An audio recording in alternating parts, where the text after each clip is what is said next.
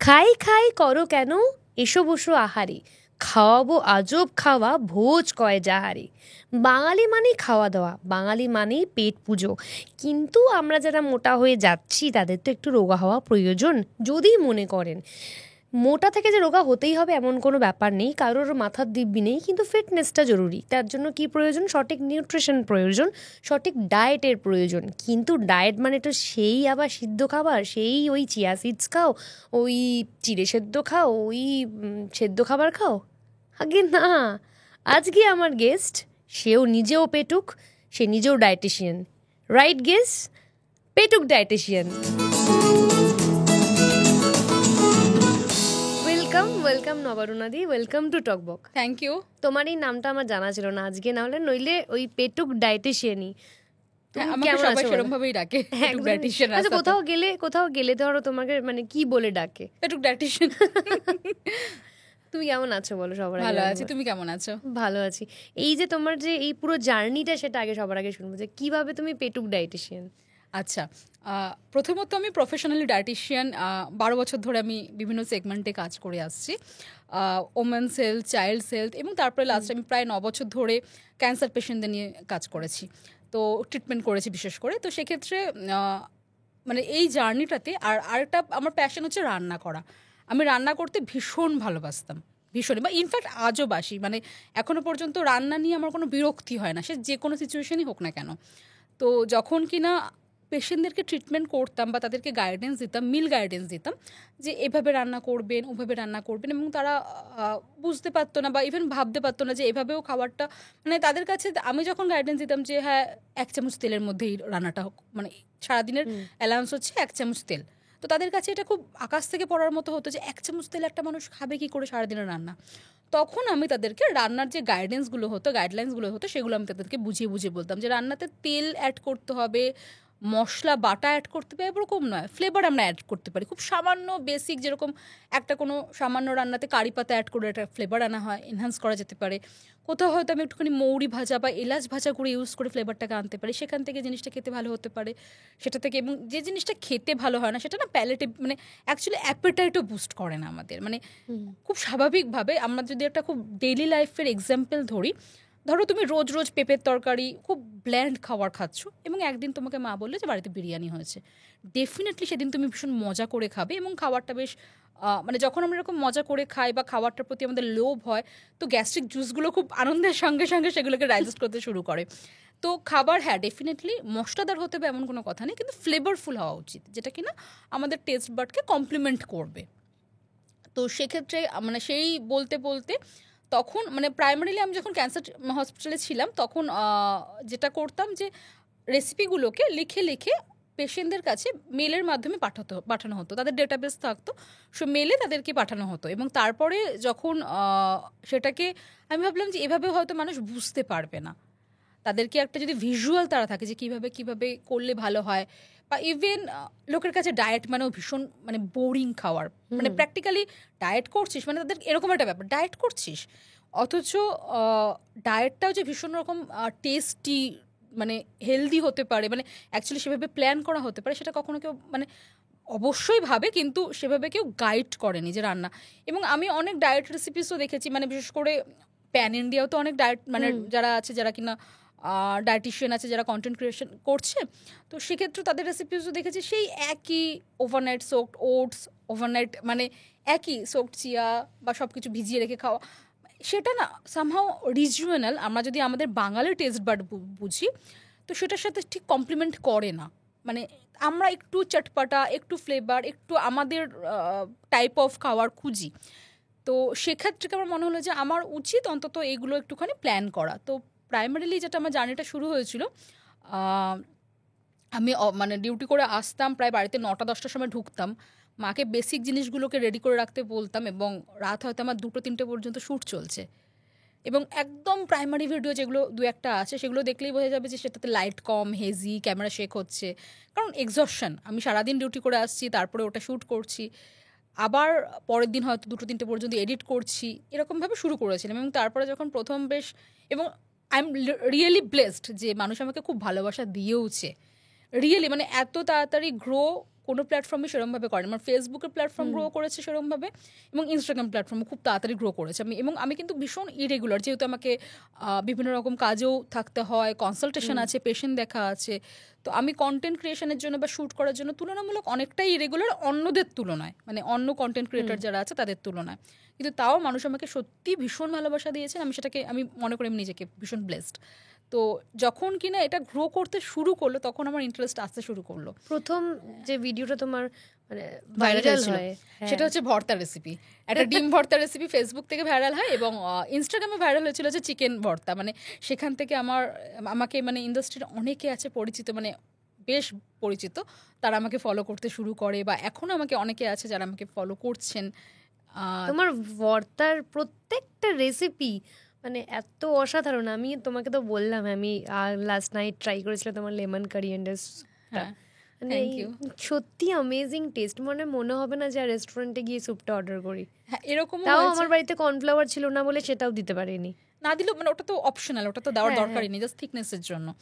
আর এরকমও হয়েছে যে আমি কিছু রেসিপি তো প্ল্যান করেছি, শ্যুট করেছি, তারপর নিজে খেয়ে দেখেছি অখাদ্য লাগছে, খেতে ভালো লাগছে না জিনিসটা, মানে যেরকম আমি প্ল্যান করেছি, যেরকম ভেবেছিলাম যে ফ্লেভার ইনকর্পোরেট হবে সেরকম হয়নি।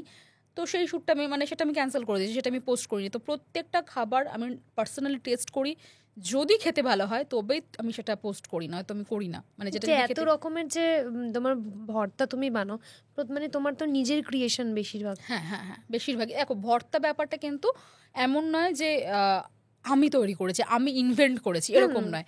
ভর্তা বাংলাদেশে ভীষণভাবে জনপ্রিয়, বিভিন্ন রকমভাবে জনপ্রিয়। তবে বাংলাদেশে আমি যখন গিয়েছি, মানে আমি বাংলাদেশেও ঘুরতে গিয়েছি, তো তখন আমি দেখেছি যে ওদের কাছে ভর্তাটা কিন্তু এই যে মাখা ভর্তা আমরা এখানে যেরকমভাবে খাই, ওখানে তুলনামূলক একটু অন্য, মানে ওদের কাছে মাছের তরকারি বা তরকারি টাইপ জিনিসটাকে ওরা ভর্তা বলে। বিশেষ করে বাংলাদেশের ঢাকার যে ওই নীরব হোটেল যেটা আছে, তাদের ভর্তা খুব বিখ্যাত, ওখানে লোকে যায় ভর্তা খাওয়ার জন্যই। তো সেখানে আমি দেখেছি তরকারি টাইপের জিনিস বা শাক ভাজা টাইপের জিনিসটাকে ওরা ভর্তা বলছে। কিন্তু ভর্তা আমরা এখানে যেভাবে বানাই সেটা হচ্ছে ওই হয় একটু ভেজে বা সেদ্ধ করে মাখা, মানে বেসিক্যালি মাখা, পুরোটাই মাখা হবে, র মেটেরিয়ালস দিয়ে মাখা হবে, কিছু কুকড থাকবে, যেরকম পেঁয়াজ ভাজা, একটুখানি রসুন ভাজা, এগুলো কিছু কুক থাকবে, হ্যাঁ পুরোটা মাখার উপর থাকবে। তো ওই কিছু এরকম ডালের ভর্তা নর্মালি কি হয়, রসুন, পেঁয়াজ, কাঁচা পেঁয়াজ এসব দিয়ে ভাজা হয়। তো আমি বললাম ডালটা তো খেতে গন্ধরাজ লেবু দিয়ে খুব ভালোই লাগে, এবং গন্ধরাজ লেবু দিলে আমরা যখন মুসুর ডালটা খাই তখন তো আমরা খুব বেশ পছন্দ করি, তাহলে এটা দিয়ে একটা ভর্তা বানানো যাক। তখন ওই গন্ধরাজ লেবু দিয়ে ডাল ভর্তা বানালাম। তারপর ভাবলাম চিংড়ি মাছ দিয়েও তো যদি আমি ডালটাকে একটুখানি ইনকর্পোরেট করি তাহলে কেমন লাগবে খেতে, ডেফিনেটলি ভালো লাগবে। এবং এই টাইপের ভর্তাগুলো আমি আরও বেশি প্ল্যান করেছি, কারণ মধ্যবিত্ত হয়ে মানে আমাকে এমন খাবারই প্ল্যান করতে হবে যেটা মধ্যবিত্তের নাগালের মধ্যে। আমি যার জন্য আমার কাছে অনেক রিকোয়েস্ট আসলেও বা আমাকে কেউ বললেও আমি ওই অ্যাভোকাডো দিয়ে কোনো কিছু ফ্যান্সি কিছু বা তুলনামূলক ফ্যান্সি জিনিস আমি খুব কমই দেখাই।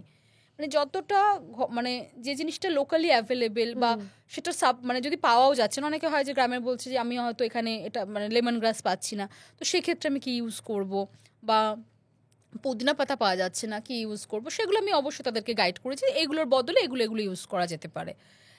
কিন্তু আমি খুব ল্যাভিশ কিছু জিনিস দিয়ে দেখানোটা, মানে যেহেতু চাই যে সবাই মানে ঘরোয়া মানুষরা যারা দেখছেন তারা যাতে সহজে বানাতে পারেন, ল্যাভিশ কিছু আমি খুব একটা ইউজ করি না। তো এমন ইনগ্রেডিয়েন্টস তুমি বলো যেগুলো আমাদের সবসময়ই করা থাকে। একদমই, মানে সেটাই সবসময় আমি প্ল্যান করি যে কী করে এবং লিটারেলি আমি নিজেও সেগুলোকে খাই, সুতরাং সবসময় তো বাজারে গিয়ে সম্ভব নয় যে আমি ল্যাভিশ জিনিসপত্র নিয়ে এসে প্ল্যান করবো জিনিসগুলোকে, তাই না? তো ওরকমভাবেই মানে করা হয়। তোমার এই যে পেটুক ডায়েটিশিয়ান যে চ্যানেলটা, বা মানে বলতে গেলে তুমি ডায়েটের সংজ্ঞাকে বদলে দিয়েছো। তো ডায়েট মানেই আমাদের কাছে থাকবে মুসলি, টক দই, ওই ওভার সোকড ওটস, তারপরে এইটুকু 75 গ্রামসের ভাত, তার সঙ্গে এতটা ডাল, সবজি, এরকমভাবেই খেতে হবে, স্যুপ, স্যালাডস, এর বাইরে এই ডায়েট মানে এইগুলোই। সেখান থেকে তুমি যেভাবে পুরো একটা রেভলিউশন এনেছো মানুষের মনে, যে একটা ভুল চিন্তা ভাবনা সেটাকে বদলেছো, এটা তো করতে তোমার অনেকটা সময় ধরে লেগেইছে, মানে থ্রু সোশ্যাল মিডিয়া হোক বা যেই হোক না কেন। কিন্তু এই ওয়েট লস, বা আমি একদম ডায়েট বলতে ওয়েট লসই বলছি, কারণ সাধারণ মানুষের কাছে কি রে ডায়েট করছিস মানে ওয়েট লস, কি রে ডায়েট করছিস রোগা হবি, মানে এর বাইরে একটা জগৎ আছে, সেটা আমরা পরে একদিন আলোচনা করব। আমি যদি একদম প্রাথমিক হিসেবে ওয়েট লসই ধরে নিই, তো ওয়েট লস ডায়েট নিয়ে তো প্রচুর রকমের মিথস রয়েছে, এটা করা যাবে না, ওটা করা যাবে না, এটা খেতে নেই, ওটা খেতে নেই। তুমি সেগুলোকে মানে তুমি তার থেকে একদম টোটালি আলাদা, এই বিষয়গুলো নিয়ে কি কি তুমি বলতে চাও? মানে এরকম অনেক মিথস তো তোমার কানেও আসে যে এইটা করা যায় না, ওটা করা যায় না। এখনকার মানে হেলথ সেগমেন্ট বলো বা যে কোনো কিছুর ক্ষেত্রে এই ফিয়ার মঙ্গারিং স্ট্র্যাটেজিটা না খুব ভালো চলে। এটা করলে ক্যান্সার হতে পারে, ননস্টিকে রান্না করবেন ক্যান্সার হতে পারে, এটা চিনি খেলে ক্যান্সার হতে পারে, এটা খেলে ক্যান্সার হতে পারে। তো ফিয়ার মঙ্গারিং, আগেই প্রথমে ভয় দেখিয়ে দেওয়া। যে এবারে একটা কথা আমি খুব বেসিক, আমি মানুষকে সবসময় বলি যে ভাবতে, মানে এই যে এখন যে ওয়েট গেন হচ্ছে পুরোটাই কি খাদ্য নির্ভর? হ্যাঁ, বেশ কিছুটা খাদ্য নির্ভর, কি পুরোটাই কি তাই? আগেকার দিনে আমাদের দাদুরা, বা আমি যদি তোমার কথাও বলি যে তোমার দাদু বা তাদের যারা বয়োজ্যেষ্ঠ ছিল, তুমি কজনকে দেখেছো ওবেস?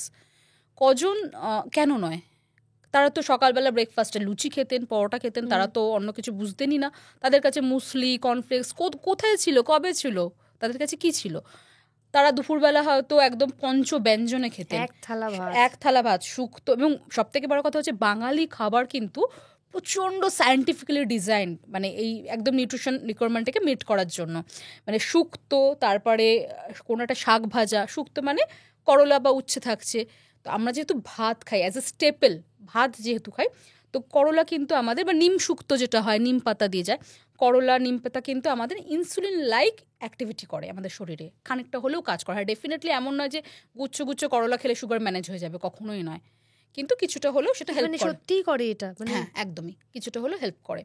তো এই যে প্রথম পাতে ভাত খাওয়ার আগে শুক্তো বা করলা খাওয়া, এটা একটা। শাক ভাজা ভাত খাওয়ার আগে বা ভাতের সাথে শাক ভাজা, মানে কি ফাইবার ইনটেক করছে কিন্তু প্রথমে।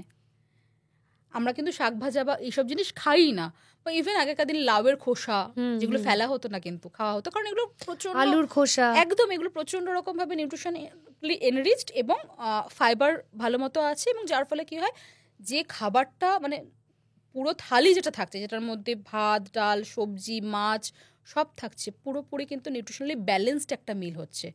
এবং যখন আমি এতগুলো পদ দিয়ে খাবার খাচ্ছি, তখন কিন্তু আমি অনেকটা ভাত এমনিও খেতে পারবো না। এখন যেটা করছি, আমাদের পেট ভরানোর জন্য আমরা ভাতটা রাখছি, আর ডাল, সবজি বা এই জিনিসগুলো আমরা কি করছি, যেটুকুনি ভাত মাখতে প্রয়োজন হয় সেটুকুনি। কিন্তু হিসেব মতো আমি যদি একটা থালির কথা ভাবি, মানে আমাকে কিন্তু ডাল কিন্তু অবভিয়াসলি প্রোটিন রিচ নয়, আমরা ডালটাকে প্রোটিন ধরে নিয়ে চলি। ডাল কিন্তু অ্যাকচুয়ালি আমরা যদি দেখি, যতটা আমরা কনজিউম করি সেখান থেকে প্রোটিন খুব নেগলিজিবল পোর্শনই পাওয়া যায় ডাল থেকে। ডাল কিন্তু প্রোটিন রিচ নয়। জেনেই এসেছি মুসুর ডাল মানে পুরো হাই প্রোটিন খাচ্ছি, কখনোই নয়। ডাল থেকে কখনোই প্রোটিন রিকোয়ারমেন্ট ফুলফিল হয় না। তো হ্যাঁ, ডেফিনেটলি যদি 5 মিশালি ডাল করা হচ্ছে বা অনেক তার সাথে মিশিয়ে করা হচ্ছে, কিছুটা হলো সবজি হলে তো সবজিতে তো প্রোটিন নেই, তো সেটা আলাদা জিনিস, সেটাও হেলদি অবভিয়াসলি। কিন্তু ডাল বেসিক্যালি কার্বোহাইড্রেট ডেলিভার করে ম্যাক্সিমাম। আমি যদি নিউট্রিশন সেগমেন্ট ধরি, যে প্রথমে কোনটা বেশি সে সাপ্লাই করছে, সেটা কার্বোহাইড্রেট বেশি সাপ্লাই করছে। তো একই রকমভাবে তো ফাইবার বা এই ডালটাকে আমরা প্রোটিন ধরে নিই, ডাল দিয়ে বেশি ভাত খাচ্ছি, বা মাছ খাচ্ছি তার সাথে আলু খাচ্ছি। আলু ইটসেলফ এ স্টেপল, ওটাও একটা মানে স্টার্চি ফুড, ওটাও একটা কার্বোহাইড্রেট। আমরা ভারতীয়রা ভাত খাই, ইটালিতে মানুষ আলু সেদ্ধ খায়, স্ম্যাশ পটেটো খায়। তো সেটা তো স্টেপল, সেটা তো আমাদের তো দুটো স্টেপল কম্বাইন করার কথা নয়। আমরা ইভিনিং স্ন্যাক্সে কী খাচ্ছি, নুডলস খাচ্ছি। চাইনিজরা অ্যাজ এ স্টেপল নুডলস খায়, বা জাপানিজরা অ্যাজ এ স্টেপল নুডলস খায়। তো সেটা লাঞ্চ ডিনারে খাওয়ার কথা, আমরা কিন্তু তা করি না। তো এই যে আমাদের ভুলভাল ফুড হ্যাবিটটা, সেটা আমাদের প্রথমত এই ওয়েট ম্যানেজমেন্ট বা লাইফস্টাইল ডিসঅর্ডারে মেন কারণ। দ্বিতীয় হচ্ছে, আগেকার দিনে মানুষ অনেক হাঁটতো, এখান থেকে ওখানে যেতে গেলে অনেক হাঁটতে হতো। এখন টোটো, রিক্সা, অটো, বাইক, সাইকেল, প্রচুর কিছু আছে কনভিনিয়েন্স। তো যার জন্য কি ফিজিক্যাল অ্যাক্টিভিটি কমে গেছে। আগেকার দিনে মানুষের জীবনে হাউস হেল্প তুলনামূলক ছিল না বললেই চলে, তাদের সব কাজ নিজেদেরই করতে হতো। এখন যেটা, হ্যাঁ, কাজের জন্য অবভিয়াসলি যে অফিসে যাচ্ছে তার পক্ষে তো সম্ভব না যে বাড়ির সমস্ত কাজ করে নিয়ে যাবে। যেহেতু কাজের ধরন বদলেছে, তো আমাদের ফিজিক্যাল অ্যাক্টিভিটিও কমেছে আমাদের। যারা ইভেন আমি যদি আমি নিজের কথাই ধরছি, আমি যখন ট্রিটমেন্ট করতাম, আমি যখন চেম্বারে বসতাম, তখন আমাকেও তো চেম্বারে একটা জায়গায় কাউচ পটেটো হয়ে বসে থাকতে হতো ঘন্টার পর ঘন্টা। আমিও তো ফিজিক্যালি অ্যাক্টিভ থাকতে পারতাম না। সেটা কিন্তু আমার ওয়ার্ক প্যাটার্নের জন্য। এটাও একটা মানে এটা এমন নয় যে কেউ দায়ী। আজকে কোনো আইআইটিতে কেউ জব করছে বা অন্য কোথাও কেউ রয়েছে, যাকে রিসেপশনিস্ট ধরুন, যাকে বসে থাকতে হচ্ছে, এটা কিন্তু সে না, সে ইচ্ছাকৃতভাবে কাউচ পটেটো হয়ে যাচ্ছে। তার যে কোনো জবই, আমরা যে কোনো কর্পোরেট সেক্টর হোক, ওয়ার্ক প্যাটার্ন যে কোনো জায়গায় আমাদের বসে একদমই। তো আগে আমি তাকে কি বলবো, আগে তুমি অ্যাক্টিভ হও, ঘুরে আসো, নাকি তুমি তোমার আর্নিং তুমি দেখবে? অবশ্যই সে আর্নিং দেখবে না, তাকে তো তার সংসার চালাতে হবে, অবশ্যই সেটা দেখবে। তো বিভিন্ন রকম কারণে, ফ্যাক্টরে, বিভিন্ন রকম মানে জন্য এই যে লাইফস্টাইল ডিসঅর্ডারটা হচ্ছে, তার সাথে এই যে এই আমাদের তাড়াহুড়োর জীবনটাকে ম্যানেজ করার জন্য প্যাকেজ ফুড, দুম করে খিদে পেয়েছে, এখন আমাকে মানে রান্না করতে ইচ্ছা করছে না, আমি একটু ম্যাগি বানিয়ে খেয়ে নিলাম, আমি একটু ইনস্ট্যান্ট নুডলস বানিয়ে খেয়ে নিলাম, দুম করে আমার যখন মানে কাজ নেই, আমি একটা প্যাকেট কিছু ফুড এনে আমি জাস্ট রেডি টু কুক যেগুলো হয় সেগুলো আমি গরম করে খেয়ে নিলাম। বা আমি বাইরে থেকে খাবারটা অর্ডার করে নিলাম, যেটা আগেকার দিনে ছিলই না, যে বাইরের খাবার খাবো, দোকানের খাবার খাবো, সেই জিনিসগুলো খেলো না। এবং দোকানের খাবার কেন ক্ষতিকারক? এরকম প্রচণ্ড রকমভাবে আননেসেসারি তেল, সল্ট, মশলা এবং রিহিটেড তেল, যেটা কিনা বারবার পোড়া তেল ইউজ করা, এই জিনিসগুলো যেগুলো করা হচ্ছে। আজিনামোটোর কি সত্যিই ক্ষতিকারক? না, আজিনামোটো ক্ষতিকারক না। এমএসজি বেশ কিছু ন্যাচারাল ফুডের মধ্যেও থাকে, এরকম নয় যে আজিনামোটো ওই অ্যাডেড যেটা দেওয়া হচ্ছে সেটার সঙ্গে সঙ্গে ন্যাচারাল ফুড মানে ন্যাচারালি কিছু সবজির মধ্যেও এমএসজি থাকে, কিন্তু সেটা আজিনামোটোর খেলে ক্যান্সার। এবার দেখো, এখন এই যে মিথ এক একটা হাইপ উঠছে, এটা না, প্রথমে একটা হাইপ আসলো না মার্কেটে যে সুগার, চিনি খাওয়া যাবে না, গুড় খাওয়া যাবে, বোথ আর ইকুয়াল, প্রচুর জ্যাগেরি পাউডার, হ্যাঁ বোথ আর ইকুয়াল, কি আলাদা? আর সব থেকে বড় কথা, জ্যাগেরি যদি অর্গানিকলি প্রডিউস হয় সেটার কস্টিং অনেক বেশি। তো অর্গানিকলি প্রডিউস মানে যে কস্টিংয়ে মানে আমরা যেটা পাচ্ছি জ্যাগারি, সেটা কতটা পিওর, কতটা ভালো, সেটা নিয়েই সন্দেহ আছে, নাম্বার ওয়ান। আর কেউ তো কিলোখানে মানে ভাতের মতো করে কেউ তো আর গুড় বা চিনি খায় না। তো হ্যাঁ, চিনি অবভিয়াসলি রিফাইন্ড সুগার, তার মধ্যে কিচ্ছু নেই, ক্যালোরি ছাড়া কিচ্ছু নেই। গুড়ের মধ্যে সামান্য পরিমাণে আয়রন, ফোলেট এগুলো থাকলেও বা মিনারেলস থাকলেও, আমি তো এত মানে গুড়টাকে তো ওই আয়রন রিচ ফুড হিসেবে রেফার করা যায় না। গুড়টা তো সেই গ্লাইসেমিক লোডই আমাদের দিচ্ছে, গ্লাইসেমিক ইন্ডেক্স তো ওটারও প্রায় অলমোস্ট সুগারের সাথে সিমিলার। এবং গুড় এবং চিনির মধ্যে যে বেসিক মিনিমাম ডিফারেন্সটুকু আছে সেটা তো নেগলিজেবল মানে পোর্শন হিসেবে যদি কনজাম্পশন ধরি, যে 1 টিস্পুনের কনজাম্পশনের নিউট্রিশনাল ভ্যালু, সেটা তো নেগলিজেবল, মানে ধর্তব্যের মধ্যেই আসে না। তো এই যে মানে এগুলোকে সরিয়ে নিয়ে, না চিনি খাওয়া যাবে না গুড় খাও, লাভটা কি হলো? সে তো একই জিনিস কন্টিনিউ করছে। সে উল্টে গুড়টাকে ভালোভাবে গুচ্ছ গুচ্ছ গুড় দিয়ে দিচ্ছে, চিনিটাকে তাও সে জানতো যে চিনিটা খারাপ, কম দেবো, মধু খাচ্ছে। হ্যাঁ, মধুর ক্ষেত্রেও একই রকম, সেই একই গ্লাইসেমিক লোড থাকে, তার সাথে অবভিয়াসলি মধুর মধ্যে কিছু এক্সট্রা অ্যাডেড বেনিফিট থাকছে, অবভিয়াসলি থাকছে, যেহেতু মধু একটা natural sugar, number one. Number two, process হয় না, যদিও আজকাল অনেক কেনা মধু যেটা অর্গানিক নয় সেটা অনেক সময় প্রসেসও হয়। তো প্রসেস ছাড়াও আমি যদি একদম পিওর হানি ধরে নিই, সেক্ষেত্রেও কিন্তু আমি সেই সুগারই কনজিউম করছি, আলাদা করে কিন্তু এমন নয় যে প্রচুর নিউট্রিশনাল। এবার একটা ব্যাপার, কোন কোন জায়গায় কিভাবে সেটা উপকারী হতে পারে। আমার সর্দি কাশি হয়েছে, আমার জন্য তুলসী পাতা, গোলমরিচ, হলুদ, মধু উপকারী, সেখানে চিনি কোনো কাজে লাগবে না, সেখানে মধুর কিন্তু কিছুটা অ্যাডেড বেনিফিট আছে, কার্যকরী। বা আমার কারোর প্রচণ্ড ঠান্ডা লেগেছে, তো গরম জলে আমি যদি মধু দিয়ে খাচ্ছি, সেটা আমার শরীরটাকে গরম করতে সাহায্য করছে, সেটাও আমার জন্য কার্যকরী, সেটাও আমার জন্য উপকারী। চিনির সেক্ষেত্রে কোনো রকম মানে চিনিটা কমপ্লিটলি এমটি ক্যালোরি, ডেফিনেটলি চিনি থেকে ওই মিষ্টি স্বাদ ছাড়া বাকি কিচ্ছু আসে না, কোনো অ্যাডেড নিউট্রিশন আসে না, যেটা জ্যাগারি বা মধু থেকে মিনিমাম হলেও আসে, কিন্তু সেটাও নেগলিজেবলি, সেটা আলটিমেটলি ক্যালোরিই দিচ্ছে। চিনি নিয়ে যখন কথাই উঠলো, আমরা বাঙালিরা মানে প্রত্যেকটা খাবারে একটু হলেও চিনিটা আমরা দিই যাতে স্বাদটা ব্যালেন্স হয়। একদমই। তো যারা আমরা ডায়েট করি বা যারা ডায়েট করছেন, তাদের তো মানে ডায়েটিশিয়ানরা এইটুকু চিনিও আর কি না করে দেন, মানে বারণ করে দেন। নর্মালি তুমি যদি অ্যাক্টিভ থাকছো, ধরো তুমি মোটামুটি নর্মাল অ্যাক্টিভ থাকছো, নর্মালি তুমি এদিক ওদিক মুভ করছো, মিনিমাম তুমি অন্তত 30 মিনিট হাঁটা চলা মানে চলা বা এক্সারসাইজ করতে পারছো বা যোগা করতে পারছো, স্ট্রেংথেনিং সব থেকে বেটার, বাট যাই হোক যেটুকুনি কার্ডিও করতে পারছো, যেটুকুনি করতে পারছো, তাতেও তুমি যদি ডেলি 2 চামচ চিনি খাচ্ছ, দ্যাট ইজ কমপ্লিটলি ওকে। 2 চামচ চিনি কমপ্লিটলি ওকে। হ্যাঁ, কিভাবে? এবার একটা ব্যাপার, তুমি যদি ধরো একদমই পুরোপুরি, এবার সেখানে হচ্ছে তোমার ডায়েটটাকে ব্যালেন্স করতে হবে। তুমি চিনি খাচ্ছ, মিষ্টি ফল খাচ্ছ, মানে প্রচুর মিষ্টি ফল খাচ্ছ, চিনি খাচ্ছ, ভাত প্রচুর পরিমাণে খাচ্ছ, দুবেলা ভাত খাচ্ছ, প্রোটিন খাচ্ছ না, ফাইবার খাচ্ছ না, তখন তোমার জন্য চিনি তো এমনিই ক্ষতিকারক। ওই 2 চামচ চিনি তোমাকে কিন্তু আলাদা করে কোনো ক্ষতি করছে না, তোমার ওভারঅল ডায়েটটা ক্ষতি করছে। তবে হ্যাঁ, আরেকটা জিনিস, যেহেতু রিফাইন্ড সুগার দুম করে সুগার স্পাইক করায়, তো সেক্ষেত্রে কিছু কিছু ক্ষেত্রে এজিংয়ের ক্ষেত্রে কিছুটা এফেক্টিভ হয়। বাট 1 চামচ 1.5 চামচ সারাদিনের ডায়েটে খুব একটা ডিফারেন্স ক্রিয়েট করে না, একদমই করে না।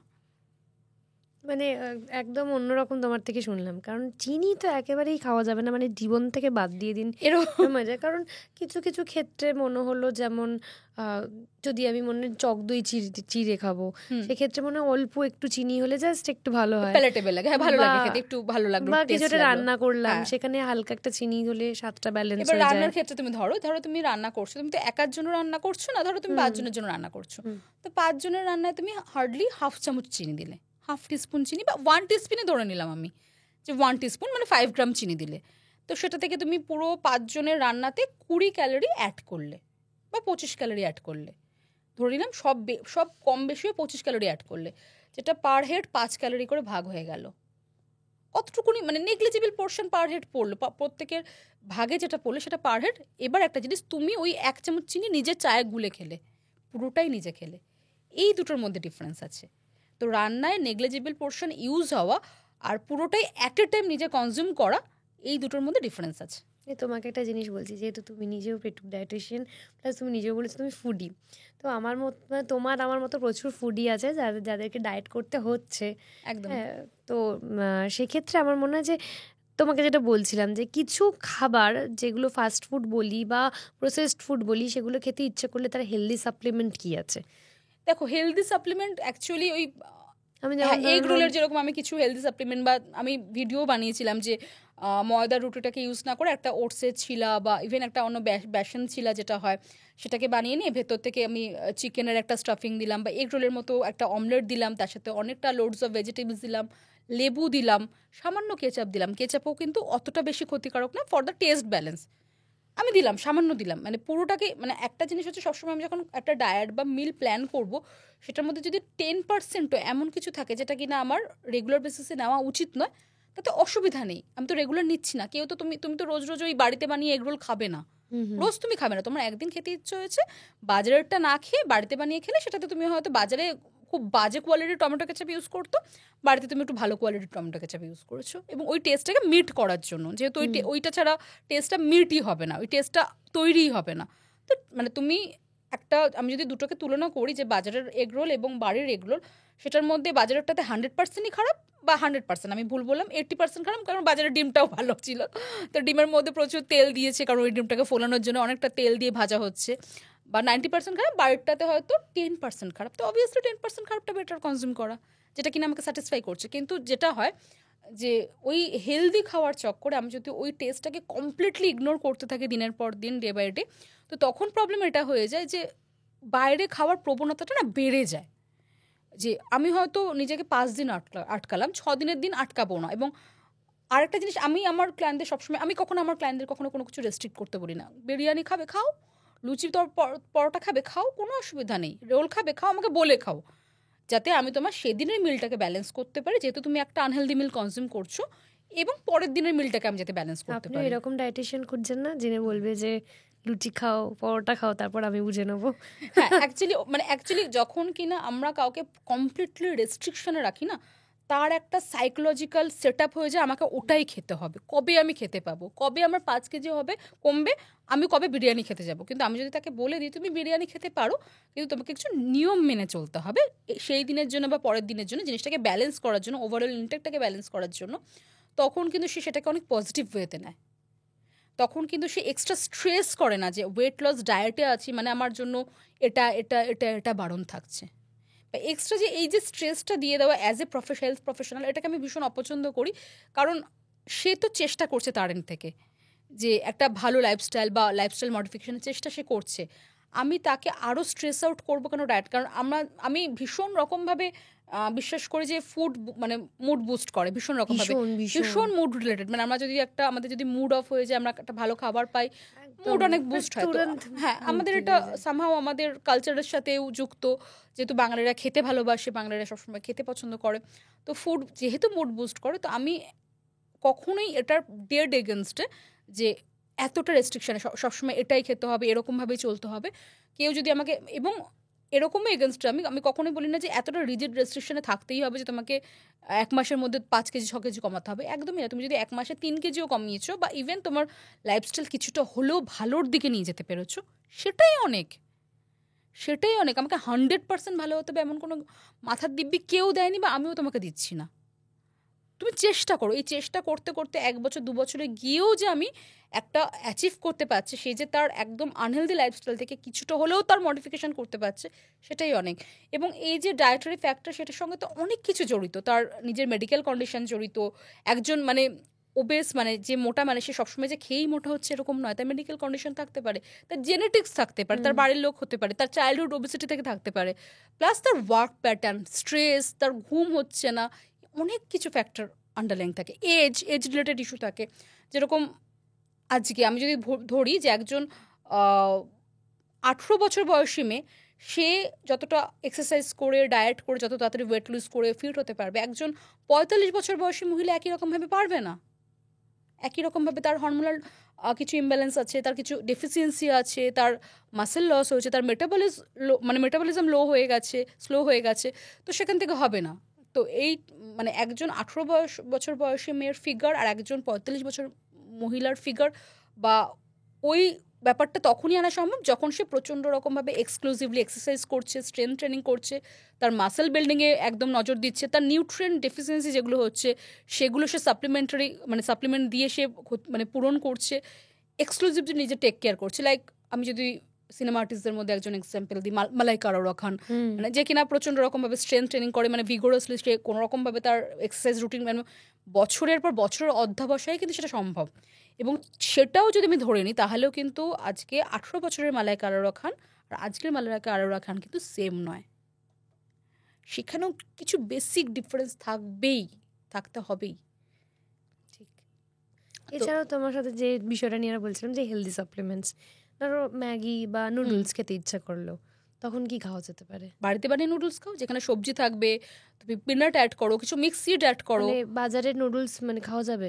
বাজারের নুডলস না, মানে যেটা কিনা নর্মালি প্যাকেট নুডলস, মানে প্যাকেট মধ্যে প্রসেস নয়, হ্যাঁ লোকাল যেগুলো পাওয়া যায়, হ্যাঁ সেটা বাড়িতে বানিয়ে নুডলস। ভার্মিচিলি যেটা বেরিয়েছে, ভার্মিসিলি তো মানে সিমুই যেটা হয়, হ্যাঁ সেটা দিয়েও খাওয়া যেতে পারে। রাইস নুডলস বেরিয়েছে, হুইট নুডলস বেরিয়েছে, রিলসেই দেখতে পাচ্ছি। হ্যাঁ সেগুলো দিয়েও খাওয়া যেতে পারে, কোনো অসুবিধা নেই। সেগুলো বাড়িতে বানিয়ে খাও, কিন্তু প্রসেসড যে প্যাকেজ মানে রেডি টু, আমি মানে প্রসেসড এবং ready to cook, ready to ইটের একদম ডেড এগেন্স্ট। মানে কোনো রকম প্রসেসড যেগুলো থাকছে সেগুলো না খেয়ে বাড়িতে বানিয়ে তুমি খাও না, কোনো অসুবিধা নেই তো।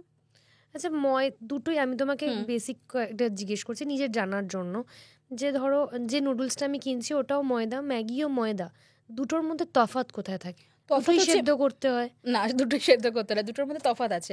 ম্যাগিটা কিন্তু ওটার মধ্যে অনেক ফ্লেভার ফ্যাট অ্যাড করে সেটাকে তৈরি করা হচ্ছে, যার মধ্যে শুধুই ময়দা নয়, তার মধ্যে অনেক কিছু ফ্লেভারিং এজেন্ট আছে, তার মধ্যে প্রিজারভেটিভ আছে, তার মধ্যে ফ্যাট আছে, যেটা মানে এক্সক্লুড করে তৈরি হচ্ছে, এবং সেই প্রসেসিংয়ে অনেক কিছু টক্সিনস তৈরি হয়, যার ফলে তুমি দেখবে। আরেকটা জিনিস হচ্ছে ওই যে ইনস্ট্যান্ট নুডলস, তার সাথে মশলার কথা আমি বাদ দিলাম, মশলা অতটা হার্মফুল হয় না, কিন্তু ম্যাগিটা তুমি যখন জলে ফোটাবে তার থেকে দেখবে তেল বেরিয়ে আসবে। কিন্তু নর্মাল তুমি যখন নুডলস দোকান থেকে কিনছো তার থেকে কিন্তু তেল বেরিয়ে আসে না। আচ্ছা, মানে আমরা এতদিন জানতাম যে মশলাটাই ক্ষতিকারক। না, মশলার থেকেও মানে বেশি ক্ষতিকারক হচ্ছে ওই এক্সট্রুডেড যে প্রোডাক্টটা তৈরি হচ্ছে ম্যাগিটা ইটসেলফ, যে নুডলসটা সেটার মধ্যে অনেকটা ট্রান্সফার থাকলেও থাকতে পারে। আচ্ছা, যখন ধরো আমরা স্যালাড খাচ্ছি, তো ম্যাগির যে মশলাটা কিনতে পাওয়া যায় সেটা বেশ টেস্টি হয়, তো সেটা কি ইউজ করা যেতে পারে? হ্যাঁ দেখো, কখনো কখনো আমি কোনো জিনিসই কখনো জন্য না করি না, যখন তুমি রেগুলার বেসিসে ইউজ করছো তখন সেটা ক্ষতিকারক। আমি আগেও বললাম যেরকম এগ রোলে টমেটো কেচাপ, আমি রোজ তো এগ রোল বানিয়ে খাবো না, একদিন দুদিন খেলে ইটস কমপ্লিটলি ওকে, কোনো অসুবিধা নেই, সেটা নিয়ে হেডেকই করবো না। কিন্তু রোজের জন্য কখনো এই সাপ্লিমেন্টারিগুলো না, রোজের জন্য ন্যাচারাল স্পাইসেস সবসময় বেস্ট, কখনোই রোজের জন্য প্যাকেজ নয়। ধরো সিনেমা দেখতে বসলাম, পপকর্ন, চিপস, এগুলোর সব হেলদি সাপ্লিমেন্টস কি হতে পারে? ভাববোই না সিনেমা দেখতে গেছি, এনজয় করতে এসেছি, খেয়ে আসবো, বাড়িতে এসে হেলদি কিছু ভাববো। এবার একটা ব্যাপার, পপকর্ন যদি নর্মাল বাটার ছাড়া হচ্ছে ইটস হেলদি, মানে হেলদি মানে ঠিক আছে খাওয়া যেতে পারে, বাজার দোকানে পাওয়া যায়, হ্যাঁ ওটা তো হয় না, ভালো মতো বাটার ফাটার দিয়ে মশলা দিয়ে খাওয়া হয়। তো আমি প্রথমত হচ্ছে চেষ্টা করবো সিনেমা হলে যেটা মেন ফ্যাক্টর সেটা হচ্ছে কোল্ড ড্রিঙ্কস খাওয়াটা, ওই সুগারি বেভারেজ যেগুলো হয় সেগুলো ভীষণ। আমি তোমাকে এই কোল্ড ড্রিঙ্কসের ব্যাপারে জিজ্ঞেস করতাম যে জিরো সুগার কোল্ড ড্রিঙ্কস আর normal cold drinks, zero sugar cold drinks কি খাওয়া যেতে পারে? না, তার মধ্যে বেশ কিছু কেমিক্যাল থাকে যেগুলো অতটা ভালো নয়, তার বদলে আমরা মানে আমি নিজেও যেটা বাড়িতে কখনো কখনো আমার মনে হয় না যে কখনো কখনো একটু ফিজি ড্রিঙ্ক খেলে একটু রিফ্রেশিং লাগে, তো আমি বাড়িতে যেটা ক্লাব সোডা হয়, ক্লাব সোডা বানিয়ে নিয়ে এসে একটু লেবু দিয়ে একটু পুদিনা পাতা দিয়ে রিফ্রেশিং করে খেলাম, বা ইভেন আমি কখনো কখনো একটুখানি ফ্রুট অ্যাড করি যাতে একটা ফ্লেভার এনহান্স হয়ে যায়, সেটা দিয়ে ওই সোডাটা মিশিয়ে খেলাম। কিন্তু যে কোল্ড ড্রিঙ্কস খেতে ইচ্ছা করলে এই বিষয়টা বলো। হ্যাঁ, ক্লাব সোডা দিয়ে তুমি ধরো বাড়িতে তোমার ক্লাব সোডা নিয়ে আসলে, লেবু দিলে, যেগুলো নরমাল সোডা কিনতে নরমাল সোডা বোতল 15 টাকা 20 টাকা যেগুলো পাওয়া যায়, যেগুলোর মধ্যে কোনো চিনি থাকে না, অনলি কার্বোনেটেড যেটা থাকে, ওয়াটার থাকে, তো সেটা তুমি যখন জল জিরা একটু ইউজ করলে, একটু লেবু ইউজ করলে, একটু পুদিনা পাতা ইউজ করলে, ব্যাস আর কি লাগে। ও আচ্ছা, এছাড়াও যে স্পার্কেল ওয়াটার যেগুলো বেরিয়েছে সেটাও কিন্তু ভালো, খারাপ নয়। স্পার্কলিং ওয়াটারও যেটা আছে, হ্যাঁ, এক্সেসিভ কোনো কিছুই ভালো না। কার্বোনেটেড বেভারেজও কিন্তু তুমি যদি প্রায় খাচ্ছ, রোজ খাচ্ছ, তোমার জন্য সমস্যাজনক। এক্সেসিভ কোনো কিছু ভালো নয়, এক্সেসিভ জলও তো ভালো নয়। আমি যদি এক্সেসিভ জলও খাচ্ছি, সেটাও আমার কিডনিকে স্ট্রেন করছে। তো এক্সেসিভ কোনো কিছু মানে ভালো নয়। মডারেশন সবসময়ের জন্য, মডারেশনও না, কিছু কিছুর জন্য লিমিট হচ্ছে, মানে কি কিছু কিছু খাবারের জন্য। তো যেরকম আমি তোমাকে বললাম যে বাইরের খাবার যদি তুমি খেতে চাইছো, জাস্ট একদিনের জন্য এনজয় করতে চাইছো, ইটস কমপ্লিটলি ওকে। সম্পূর্ণ সবটাকে হেলদিতে সাবস্টিটিউট করতে হবে এমন নয়। তুমি রেস্টুরেন্টে গিয়ে কখনোই বলবে না আমাকে স্যুপই দাও। তুমি রেস্টুরেন্টে গেছো ভালো কিছু খাওয়ার জন্য, ওদের স্পেশালাইজড কুইজিনটাকে ট্রাই করার জন্য। তুমি সেখানে তুমি দেখতে যাবে না যে তুমি স্যুপ খাবে কিনা, কখনোই নয়। রেস্টুরেন্টের স্যুপটার মধ্যে গুচ্ছের কর্নফ্লাওয়ার এবং অনেক কিছু দেওয়া থাকে, তো সেটাও হেলদি নয়, তো আমি ভাববই না। তো সবসময় আমাদের ডায়েটারি প্যাটার্ন যেটা হবে যে 80% হেলদি হবে, 20% আনহেলদি হোক না, 80%টা 20%টাকে ব্যালেন্স করবে। কখনোই 100% হেলদি যদি আমি অ্যাচিভ করতে চাই, সেটা সম্ভবই নয় করা। এই যে বাজারে যে এনার্জি ড্রিঙ্কগুলো পাওয়া যায়, যেগুলো খুব স্পোর্টস ড্রিঙ্কও আমরা বলে থাকি, সেগুলো কি ভালো বেটার? মানে যেখানে জিরো সুগার থাকে, নো গ্লুটেন থাকে না, তার মধ্যে অনেক কিছু মানে কেমিক্যাল থাকে, অ্যাসপার্টেম থাকে, বা এগুলো যারা অনেক কিছু বাচ্চারাও খায়, হ্যাঁ, একদমই খাওয়া উচিত না, ভীষণ রকম ভাবে হার্মফুল। আর্টিফিশিয়াল সুইটনার যেগুলো থাকে, ওগুলো মানে সুইট করার জন্য, সেই সুইটনারগুলোকে কিন্তু ইনসুলিন রেজিস্ট্যান্সের জন্য অনেক সময় দায়ী থাকে, এবং যেহেতু এগুলো কেমিক্যাল সুগার, তার জন্য কিন্তু কোনো না কোনোভাবে সেটাও দেখা গেছে, বিশেষ করে আর্টিফিশিয়াল সুইটনার কিন্তু বিশেষ কিছু ক্যান্সারের জন্য দায়ী। তো কখনোই সেটা হেলদি নয়। এবার যেটা, হ্যাঁ তুমি বলো, মানে আনহেলদি কোনো কিছুই, মানে যেগুলো এরকমভাবে প্লাস ওটার মধ্যে কালার অ্যাড হচ্ছে, আর্টিফিশিয়াল ফ্লেভার অ্যাড হচ্ছে, একদমই হেলদি নয়, কোনোভাবেই হেলদি নয়। এরপর যেটা মানে আবার ঘুরে ফিরে আসলাম যে উত্তরটা আমার এখনো শেষ হয়নি, মানে পাইনি আর কি, যেটা আমারও প্রবলেম, সেটা হচ্ছে ধরো বাড়িতেই সিনেমা দেখতে বসলাম, হেলদি কি খাবার খেতে, সিনেমা দেখতে বসলেই মানে কিছুটা খাই, মাখানা, মানে মাখানা খেতে খুব ভালোবাসি, কিন্তু সেটা তো খেতেই থাকি, মানে সব জায়গায় বলে যায় এতটা মতো মাখানা খাওয়া যেতে পারে, কিন্তু এরপর তো সেটা তো শেষ হয়ে যায়, আমার তো মনে হয় এক গামলাই শেষ হয়ে যায়। মানচিং এর জন্য আমি বিভিন্ন টাইপের জিনিস আমি হয়তো নিতে পারি, যেরকম তুমি বললে মাখানা একটু নিলে, মাখানার মধ্যে হয়তো একটু পিরি পিরি মশলা যেটা হয় বা সেটা দিলে, বা একটুখানি ভাজা মশলা না, রোস্টেড ভাজা মশলা, হ্যাঁ, সেটা হয়তো একটু স্প্রিঙ্কেল করলে, বা ইভেন ঘি গোলমরিচও খুব ভালো লাগে, ভীষণ ভালো লাগে, একদমই ঘি গোলমরিচ মাখানার সাথে, এটা ভালো লাগে। তার সাথে আমি হয়তো কিছু ফ্রুটস নিলাম, আমি যদি একদম একটু চিল্ড পাইনাপেল নিলাম, বা ওয়াটারমেলন নিলাম, তরমুজ নিলাম, সেগুলো খেতেও কিন্তু ভীষণ রিফ্রেশিং লাগে। এবার একটা ব্যাপার, আমি সিনেমা কিন্তু বসে দেখছি, দাঁড়িয়ে দেখছি না, ঘুরে ঘুরে দেখছি না, সারাক্ষণ যদি আমার মুখ চলতে থাকে, সেটাও খুব মুশকিলের ব্যাপার। তো এই মাইন্ডসেটটাকেও ঠিক করতে হবে যে আমি সারাক্ষণ 3 ঘন্টা মুখ চালিয়ে যাব, এটাকে আগে ম্যানেজ করতে হবে, মানে ওটার সাবস্টিটিউট খুঁজে কোনো লাভ নেই, ওই হ্যাবিটটাকেই চেঞ্জ করতে হবে। আচ্ছা, বুঝতে পেরেছি। এরপর আসছি যে এই তো হলো মানে হেলদি সাপ্লিমেন্ট, যেভাবে আমরা মানে বাইরের জাঙ্ক ফুডকে অ্যাভয়েড করতে পারি।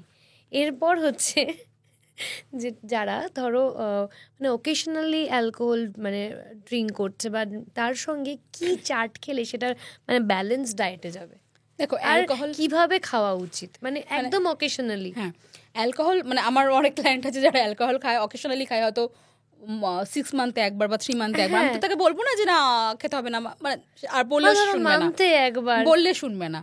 হ্যাঁ, এবার আমাদের অনেক দর্শক আছে, আমাদের এর আগে একটা এপিসোড হয়েছিল যেটা টোটালি অ্যালকোহলের ওপরেই একটা এপিসোড হয়েছিল, তো সেইখানে অনেক কমেন্ট এসছে যে যারা ডায়েট করে তারা অ্যালকোহলের সাথে কি চাট খেলে সেটা ব্যালেন্স ডায়েট হবে, কিন্তু অ্যালকোহল বন্ধ করা যাবে না। অনেকেই আছে অ্যালকোহল বন্ধ করতে, মানে এই অকেশনাল ড্রিঙ্কার যারা, তাদের জন্য কিন্তু, যারা রেগুলার ড্রিঙ্কার অবশ্যই অ্যালকোহল বন্ধ করা উচিত তাদের জন্য। মানে ওই অ্যালকোহল থেকে যে ইনফ্লামেশন হয় বা অ্যালকোহল থেকে যে ক্ষতি হয়, সেটা কখনোই কোনোভাবেই কোনো ডায়েট দিয়েই ম্যানেজেবল নয়, কোনোভাবেই ম্যানেজেবল নয়। কিন্তু খুব অকেশনালি মানে যেটা খাচ্ছে তাদের জন্য বলবো যে অ্যালকোহল কনজিউম করার আগে অবশ্যই নিজের মানে স্টমাকে যেটা লোড করতে হবে হাই প্রোটিন কিছু, যেটা অবভিয়াসলি ফ্যাটলেস। চিকেন পকোড়া খেয়ে নিলাম নয়, কোনো হেলদি চিকেন স্যালাড খেলাম যেটার মধ্যে তেল বেশি নেই, মানে ভরা পেটে আমি একদম ভরা পেটে, নাম্বার 1। আর ফ্রুট খেতে পারি, বিভিন্ন রকম ড্রাই ফ্রুট কিছু কিছু খেতে পারি, বা ফল খেতে পারি, কিছু ফল যেরকম ওয়াটারমেলন বললাম। বা তবে একটা জিনিস, অ্যালকোহলের সাথে যে কোনো রকম সুগারি ফ্রুট যেগুলো হয় না, সেগুলো একটু ক্ষতি করে, কারণ সুগারটাও ওই ফলের সুগার আর অ্যালকোহল আরও বেশি দ্রুত ব্লাডে অ্যাবজর্ভ হয়, সেখান থেকে অনেক বেশি সমস্যাজনক।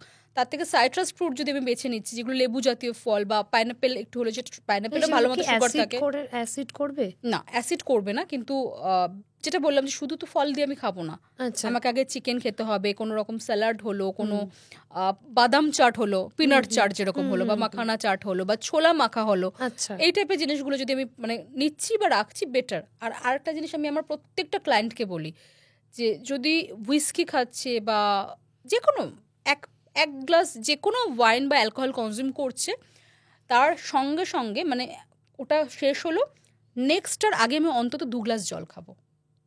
আচ্ছা, 2 গ্লাস জল, মানে আমার যদি 30 ml হুইস্কি শেষ হচ্ছে, আমি 2 গ্লাস জল খাবো, তারপর আমি নেক্সট পেগে যাব। আর অবশ্যই 2 থেকে 3 পেগের বেশি আমি খাবো না। এবার একটা জিনিস, কেউ যদি অকেশনালি যারা 2-3 পেগই হ্যাঁ, খায়, এর বেশি কখনোই আমি যাব না, কখনোই নয়। এবং ওই হাইড্রেশনটা ভীষণ জরুরি। এবং নেক্সট ডে তো মানে অ্যালকোহল কিন্তু প্রচন্ড রকমভাবে ডিহাইড্রেশন করে, ভীষণ মানে পুরো গলা শুকিয়ে দেয়, মারাত্মক ডিহাইড্রেশন করায়। তো ওই ডিহাইড্রেশনের জন্য মানে নেক্সট ডেতেও কিন্তু আমি হাইড্রেশনের খেয়াল রাখবো, এবং বডিটাকে মানে আমার শরীরটাকে রেস্ট দেওয়ার জন্য সেদিনকেও আমি মশলা জাতীয় খাবার, ভাজাভুজি, বাইরের খাবার এগুলো তো একদমই খাবো না। যতটা ঘরের হালকা ফোড়ন দেওয়া আঝালা মানে কম তেল মশলাওয়ালা খাবার খাওয়া যায় ততটাই ভালো, এবং যতটা ফ্লুইড কনজিউম করা যায়, যাতে যতটা সম্ভব ইউরিনেশনের মাধ্যমে বডিটা ডিটক্সিফিকেশন হতে পারে। আচ্ছা, বলে তো রেড ওয়াইন নাকি শরীরের জন্য ভালো। কোনো ওয়াইনই শরীরের জন্য ভালো নয়, মানে ওয়াইন থেকে নাকি স্কিন ভালো হয়। একদমই নয়, কোনো ওয়াইনই শরীরের জন্য ভালো নয়, কোনো অ্যালকোহলই শরীরের জন্য ভালো নয়, কোনো কিছুই শরীরের জন্য ভালো নয়। হ্যাঁ, এবার রেড ওয়াইনের মধ্যে অ্যান্টিঅক্সিডেন্ট ধরা হয়, কিন্তু একটা কথা বলো তুমি, এক্সাম্পল ধরো তুমি একটা খাবারের মধ্যে ধরো ফলের রস, তার মধ্যে বিষ মিশিয়ে দিয়েছো, সেটা তোর ফলের রস থাকে না, সেটা তো বিষই থেকে যাচ্ছে। বিয়ারও যেমন ফলের রস থেকে তৈরি, সবই বিয়ার বালি থেকে তৈরি হচ্ছে, সেটা তার ফলের রস থাকছে না। তুমি ফলের রসের মধ্যে ধরো বিষও দরকার নেই, তুমি ফলের রসের মধ্যে মিষ্টি করার জন্য 5 চামচ চিনি মিশিয়ে দিয়েছো, সেটা কি আর ফলের রস থাকলো? সেটা তো সেই ক্ষতিকারকই হয়ে গেল না। তো আমাকে দেখতে হবে যে কোনটা আমি খাচ্ছি, তার উপরে আমার যদি স্কিন ভালো করতে হয়, স্কিনের জন্য সব থেকে ভালো হচ্ছে আমার মানে অ্যাজ পার মাই এক্সপিরিয়েন্স মুসাম্বি। এবং আমি নিজের জন্য আমি মানে মোটামুটি জ্ঞান হওয়ার পর থেকে রোজই আমি মুসাম্বি খেয়ে এসেছি। মানে এখন আমি প্রায় প্রি-40, মানে আমার এখন 38+, তারপরেও আমি মানে আমার স্কিন নিয়ে কোনো প্রবলেম নেই, আমাকে কোনো ডক্টরের কাছে দেখাতেও হয়নি, মানে স্কিন নিয়ে কোনো প্রবলেম নেই। তো সেটা স্কিন ভালো করার জন্য কি কি খাওয়া যেতে পারে? মুসাম্বিটা খুব ভালো কাজ করে, আমলা খুব ভালো কাজ করে, এবং যত জল খাবে তত ভালো থাকবে। আর একটা যেটা এখন মানে খুব প্রত্যেকটা প্রোটিন, আর একটা যেটা খুব রিলসে দেখছি সেটা হচ্ছে বিটরুট। এগুলো তো অ্যান্টিঅক্সিডেন্ট, যেগুলো কিনা স্কিন মানে বিটরুট বলো বা রোজ বলো, গোলাপ, ঠিক আছে, প্রচুর এই ডিটক্স ওয়াটার রেসিপিগুলো যে ফিডে আসে, মানে প্রত্যেকে দেখছি ওই বিটরুট একটা ট্রেন্ড চলে না এখন, বিটরুটের পুরো ট্রেন্ড চলছে। একদমই। তো এগুলো ডেফিনেটলি ভালো, এগুলো স্কিনে যেহেতু এক্সট্রা অ্যান্টিঅক্সিডেন্ট অ্যাড করছে, তো সেটার জন্য ভালো। এই বিটরুট বলতে একটা জিনিস মনে পড়লো, যে যাদের ডায়াবেটিক পেশেন্ট তাদেরকে বেশিরভাগ বলা হয় যে মাটির তলার জিনিস খাবে না, যেমন বিট, গাজর, আদার যা যা, এটা কি ঠিক? একদমই ঠিক, কারণ এগুলোর মধ্যে না সুগার কন্টেন্ট বেশ ভালো থাকে। যেরকম আমি যদি ফলও ধরি, ফলটাকে কিন্তু নেচার্স ক্যান্ডি বলা হয়, মানে প্রকৃতির লজেন্স। আম যা সুগার আছে, আমের মধ্যে ফাইবারও আছে, কিন্তু ভালো পরিমাণে সুগার আছে, ভালো পরিমাণে ক্যালোরি আছে। তো সেই জিনিসটা যদি একজন ডায়াবেটিক পেশেন্ট খাচ্ছে, তার জন্য তো সেটা সুইটেবল নয়, সেটা তো সেই ফাইবারটার সাথে সুগারটা তো জাস্টিফাইড নয়। হ্যাঁ, এবার একটা সে কি খাবে না, মানে আম কি সে একদমই খাবে না? কেন খাবে না? পুরো দিনের ডায়েটটাকে ব্যালেন্স করতে হবে। যদি সে আম খাচ্ছে, তার লাঞ্চের সময় যে কার্ব নিচ্ছে ভাতে, বা ইভেন ব্রেকফাস্টের সে সময় যে কার্ব নিচ্ছে যদি নিচ্ছে, সেগুলোকে এলিমিনেট করতে হবে, দিয়ে আমটাকে দিয়ে ব্যালেন্স করতে হবে। মানে ওভারঅল ডে কনজাম্পশনটাকে, জিনিসটাকে যেন অবশ্য মানে দেখা হয়। এছাড়া ওই ডায়াবেটিক পেশেন্ট বলতে মনে পড়লো যে বলা হচ্ছে এখন ভাত ফ্রিজে রেখে খাওয়ার জন্য, পান্তা ভাত নাকি সুগার পেশেন্ট এবং যারা ওয়েট লস করছে তাদের জন্য খুব ভালো। একদমই, কারণ এবার একটা ব্যাপার, পান্তা ভাতটা আমি পরে এক্সপ্লেন করছি। ফ্রিজে রেখে খাওয়ার জন্য যেটা বলছি, ভাত ফ্রিজে রেখে খেলে যেটা হয়, স্টার্চ যেটা হয় না সেটা ফ্রিজে রাখলে মানে খুব নিজেও অবজার্ভ করবে যে চালের মতো হয়ে যায়, শক্ত হয়ে যায়, রাবারি হয়ে যায়। সেটা যখন রিহিট করছি সেটা কিন্তু আগের মতো স্ট্রাকচারে ফেরত আসে না, যার ফলে ওটার গ্লাইসেমিক লোড কমে যায় এবং ফাইবারের মতো ওটা অ্যাক্ট করে। তো ওটা সেই জন্য আমরা যখন খাচ্ছি অনেকক্ষণ আমাদের পেটে থাকছে, সুগার ধীরে ধীরে আমাদের ব্লাড স্ট্রিমে রিলিজ হচ্ছে, গ্লাইসেমিক লোড কম, তো তুলনামূলক বেটার। অবভিয়াসলি তাই বলে ফ্রিজে রাখা ভাত আমি 1 গামলা খেয়ে নিলাম, দ্যাট উইল নট হেল্প। আমাকে সেই পোর্শন কন্ট্রোল সবসময়ের জন্যই করতে হবে। পান্তা ভাতের ক্ষেত্রে যেহেতু ওটা ফার্মেন্ট হচ্ছে, তো ওর মধ্যে অনেকগুলো ভিটামিন মিনারেলস প্রডিউস হচ্ছে, প্রোবায়োটিক তৈরি হচ্ছে, কিন্তু সেই পান্তা ভাতটা আমি যদি 1 গামলা খেলাম তাহলে তো সেটা হেল্প করবে না। এবং পান্তা ভাতের সাথে আমরা কী করি, বেশ ভালো করে আলু চোখা, আলু ভাজা, ডাল বড়া ইত্যাদি খেয়ে এসব খাচ্ছি, তো সেগুলো তো আলটিমেটলি হেলদি হলো না। যদি আমাকে পান্তা ভাতটাকে ওয়েট লসের জন্য খেতেই হয়, তার সাথে আমি কোনো হেলদি মানে সেদ্ধ খাবার বা প্রোটিন বেসড খাবার সেগুলোকে নেব। ভাতের সাথে আবার আলু ভাজা, এই জিনিসগুলো ওটা তো সেই কার্বোহাইড্রেট আমি কনজিউম করে নিচ্ছি, তো লাভ তো কিছু হলো না। এগুলোকে একটুখানি ব্যালেন্স করতে হয়। আচ্ছা, বেশ আমরা বেশ অনেকক্ষণ ধরে ওয়েট লস নিয়ে বা বিভিন্ন ধরনের জিনিসপত্র নিয়ে আলোচনা করলাম। এইবার যেটা আমাদের দর্শকদের ডিমান্ড, আমাদের প্রচুর কমেন্ট সেকশন থেকে অনেক রকমের প্রশ্ন উঠে এসেছে, সেটা হচ্ছে চাইল্ড হেলথ নিয়ে। মানে আমরা যখন ছোটো থেকে বড় হয়েছি, সত্যি কথা বলতে বাচ্চাদের ডায়েট বলতে আমরা কিছুই জানতাম না, 4 বেলা ভাত খেয়ে বড় হয়েছি। হ্যাঁ, মানে আমার ঠাকুমা দাদুদের কাছে মানুষ, সকালবেলা জলখাবারে স্কুলে যাচ্ছি ভাত খেয়ে, স্কুল থেকে ফিরছি যখন তখনও ভাত, আর যখন রাত্রিবেলা তখনও ভাত। আর বাচ্চাকে মোটা করতে হবে, বাচ্চাকে গুলগুলা থাকবে, সে একদম চটকাতে পারবে এরকম মোটা করতে হবে। বাট ওখান থেকেই কিন্তু আমাদের যে ওবেসিটি বা লাইফস্টাইল ডিসঅর্ডারে ওখান থেকে একটা সূত্র, মানে চাইল্ডহুড ওবেসিটিও কিন্তু পরবর্তীকালে মানে মানুষের ওবেসিটির জন্য একটা দায়ী কারণ। বাচ্চাদের ডায়েট কীরকম হওয়া উচিত? ঘরোয়া ডায়েট, ক্লিন ডায়েট, যেরকম মানে একদম ছোট বাচ্চা যে কিনা মানে 6 মাস পর্যন্ত সেটা অবভিয়াসলি এক্সক্লুসিভলি ব্রেস্ট ফিডই করবে, সেটা পরের ব্যাপার। তারপর ওয়েনিং হলে ধীরে ধীরে যেটা আস্তে আস্তে হবে সেগুলো গেলাম না। যারা কিনা নর্মাল ভাত মাছ বা, এবার মায়েরা এখন একটা মানে ব্যাপার মানে ভুল করে, বাচ্চাকে যতটা পারবে ঠুসে খাওয়ানো। হ্যাঁ, অনেক বাচ্চা আছে খায় না, খেতে চায় না, বাচ্চা খিদে পেলে ঠিক খাবে, এবং তার যে পছন্দসই যে খাবারগুলো, সেই খাবারগুলো সেভাবে মডিফাই করা উচিত। মানে বাচ্চা ভাত খেতে পছন্দ করছে না, তো ডেফিনেটলি তাকে অন্য কিছু খাওয়ানো যেতে পারে, অন্য কোনো স্টেপল খাওয়ানো যেতেই পারে, তাতে কোনো অসুবিধার কিছু নেই। তাকে ডালিয়ার খিচুড়ি করে দেওয়া যেতে পারে, তাতে অন্য কিছু বানিয়ে দেওয়া যেতে পারে, তাতে কোনো অসুবিধার কিছু নেই। কিন্তু ভাতই খাওয়াতে হবে, মাছই খাওয়াতে হবে, এই প্রবণতাটা নাম্বার 1, এটা ঠিক না।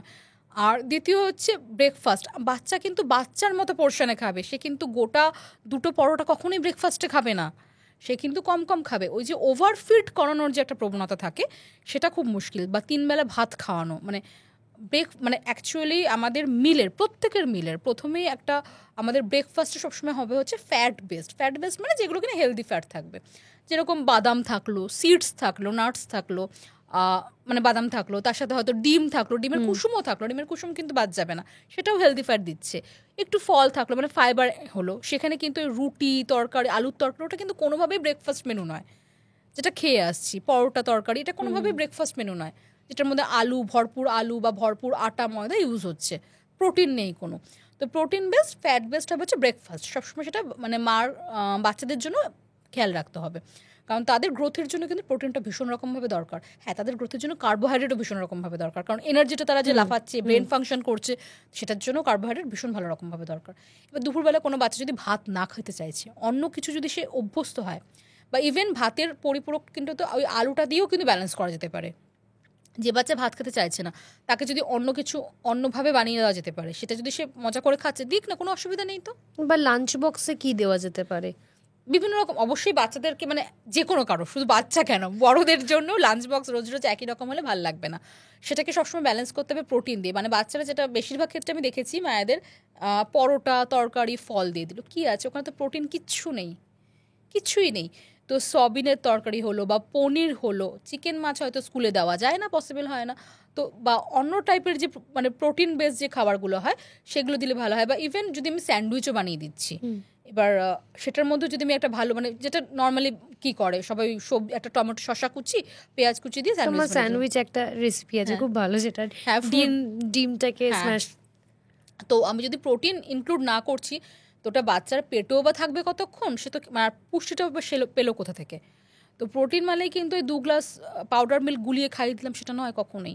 পাউডার মিল্ক বলতে বললো যে আমাদের একজন দর্শকই কমেন্ট করেছিলেন যে বাচ্চাকে কি প্যাকেট দুধ খাওয়ানো যেতে পারে, মানে যেগুলো এখন বাজারে আমরা ছোটবেলা থেকে বিভিন্ন কোম্পানির দেখে আসছি। আচ্ছা, অ্যাকচুয়ালি প্যাকেট মানে পাস্তুরাইজড মিল্ক সবসময়ের জন্য হেলদি, তাতে কোনো অসুবিধা নেই। প্রবলেম হচ্ছে ম্যানুফ্যাকচারিংয়ে বা স্টোরেজে। যখন কিনা ম্যানুফ্যাকচার হচ্ছে বা মানে যাদের কিনা নিজস্ব ডেয়ারি ফার্ম আছে তাদের জন্য সমস্যাজনক নয়, কিন্তু যারা কিনা বাইরে থেকে আউটসোর্স করছে বা আমরা দেখেছি বিভিন্ন জায়গায় যে দুধের মধ্যে পাউডার মেশাচ্ছে, অনেক কিছু মেশাচ্ছে, অ্যাডাল্টারেশন হচ্ছে, সেটা সমস্যাজনক। এবং সেই দুধগুলো যখন সেই জায়গায় যাচ্ছে কিছুটা কেমিক্যাল কন্টামিনেশন তো থেকেই যাচ্ছে, নাম্বার 1। নাম্বার 2, যখন ফার্ম থেকে মিল্কগুলো প্রসেস হয়ে বেরিয়ে আসছে, প্যাকেট হয়ে বেরিয়ে আসছে, সমস্যা নেই, কিন্তু তারপরে সেটাকে কিন্তু 4 ডিগ্রি সেন্টিগ্রেডে স্টোর করার কথা। সেই টেম্পারেচারে কোথাও কোনো জায়গায় স্টোর হয় না, ভেন্ডাররা বিশেষ করে তারা করেই না। তারা সকাল থেকে ওই একটা সামনের ক্যারেটে এনে ফেলে রেখে দেয় দুধগুলোকে, ওরভাবেই ফেলে রেখে দেয়, একটা জল দিয়ে ওর মধ্যে রেখে দেয়। সেটাতে কিন্তু 4 ডিগ্রি টেম্পারেচারটা মেনটেন হয় না। তো দুধ তো হাইলি পেরিশেবল, দুধ এবং মাছ খুব তাড়াতাড়ি দ্রুত পচনশীল। এবং এই যে গরমকালে দেখবে, শীতকালে যেহেতু তাও টেম্পারেচারটা কিছুটা হলেও কম থাকে বলে ওই পচনটা ধীরে ধীরে হয়, আর গরমকালে সেটা দ্রুত হয়। যদি ঠান্ডাভাবে না রাখা হয় তাহলে ওটা দেখবে আমরা যখন বাড়িতে নিয়ে আসছি বা গরম করছি সঙ্গে সঙ্গে ওটা কেটে দই হয়ে যাচ্ছে বা চানা হয়ে যাচ্ছে, নষ্ট হয়ে যাচ্ছে। তো এই প্রবলেম, এই জিনিসগুলো ফ্যাক্টর, যে আমি যেখান থেকে দুধটা কালেক্ট করছি সে প্রপারলি স্টোর করছে কি না, সেখানে অ্যাডাল্টারেশন আদৌ আছে কি নেই, এই ফ্যাক্টরগুলো এগুলো জানবো কোথা থেকে? সেটাই, এগুলো জানবো কোথা থেকে? তো এই হরমোনাল ইনজেকশন দেওয়া হচ্ছে গরুকে দুধ বেশি করে প্রডিউস করার জন্য, কারণ ডিমান্ড যা আছে সেই সময় সাপ্লাই নেই। কান্ট্রি ডিলাইট যারা ডিরেক্ট বাড়িতে দুধ প্রোভাইড করছে, বাড়িতে জানি না যে এটা ঠিকঠাক কিনা, বা এবার সেটা তো তাদের মানে অ্যাকচুয়ালি তাদের নিজস্ব ডেয়ারি ফার্ম আছে কিনা বা তারা কীভাবে কী প্রসেস করছে, যদি অবভিয়াসলি যে জিনিসগুলো মিল্ক প্রসেসিংয়ে মাথায় রাখা উচিত সেগুলো যদি মেনটেন হচ্ছে অবভিয়াসলি ভালো। এছাড়াও যেগুলো আমরা বাচ্চাদের জন্য দেখি না, এখন বড়দের জন্যও রয়েছে, সেটা হচ্ছে যে পাউডারগুলো রয়েছে, যে কমপ্ল্যান হোক, হরলিক্স হোক, একদমই না, প্রচণ্ড রকমভাবে সুগার কন্টেন্ট থাকে, তো একদমই সেগুলো হেলদি নয়, একদমই হেলদি নয়। প্রচণ্ড রকমভাবে সুগার কন্টেন্ট থাকে সেগুলোর মধ্যে। যদি ইভেন সুগার কন্টেন্ট নাও থাকে, আর্টিফিশিয়াল সুইটনার কিছু না কিছু তো দেওয়া। সেখানে কি করে দেওয়া থাকছে যে ডায়েটিশিয়ানরা অ্যাপ্রুভ করে বা নিউট্রিশনিস্টরা অ্যাপ্রুভ করেছে? হ্যাঁ, কিছুটা আমি নিজেও কাজ করেছি হরলিক্সের সাথে, হ্যাঁ সেক্ষেত্রে, বাট ডায়েটিশিয়ান নিজে ওটা খাওয়ায় না বাচ্চাকে, এইটা আসল কথা, এটা হচ্ছে আসল কথা। এবং হ্যাঁ, মার্কেটিং সাথে তো ডক্টরও বলছে, মানে কলগেট তো একজন মানে যেটা হয়, মানে যদিও আমার ব্র্যান্ড নেম করা উচিত নয়, তবুও যেহেতু আমাদের পডকাস্ট একদম নিখাত আড্ডা, আমরা কোনো ব্র্যান্ড প্রমোশন করছি না বা আমরা যাই কথা বলছি সেটা একেবারে অনিচ্ছাকৃত, শুধুমাত্র দর্শকদের স্বার্থে আমরা এই কথাগুলো বলছি, আমি ডিসক্লেমার দিয়ে দিলাম। তো সেক্ষেত্রে অনেকেই তো বলছে যে এটার মধ্যে নুন আছে তো খাও, মানে মামাজো, বাট যারা কিনা হাই প্রেশার তাদের জন্য তো ওই জিনিসটা ক্ষতিকারক ভীষণ রকমভাবে। রোজ রোজ নুনওয়ালা মাজন মাজছে, সে কতটা পরিমাণ সোডিয়াম তার অ্যাবজর্ভ হচ্ছে, বা ফ্লুরাইড যেটা এক্সট্রা ফ্লুরাইড দেওয়া হচ্ছে, আপনাদের জলেও অনেকটা পরিমাণে ফ্লুরাইড থাকে, নর্মাল ড্রিঙ্কিং ওয়াটারও অনেক সময় ফ্লুরাইড থাকে, তো সেখান থেকেও যে অতিরিক্ত ফ্লুরাইডওয়ালা যে টুথপেস্টগুলো যেগুলো ইউজ হচ্ছে সেগুলোও ক্ষতিকারক। কিন্তু তো সবসময় যেটা ডক্টর বা নিউট্রিশনিস্ট রেকমেন্ডেড হয় তা নয় কিন্তু। হ্যাঁ, মার্কেটিংয়ের জন্য হয়তো অনেকে অনেক সময় বলে, বাট সবসময় যে রেকমেন্ডেড তা নয়।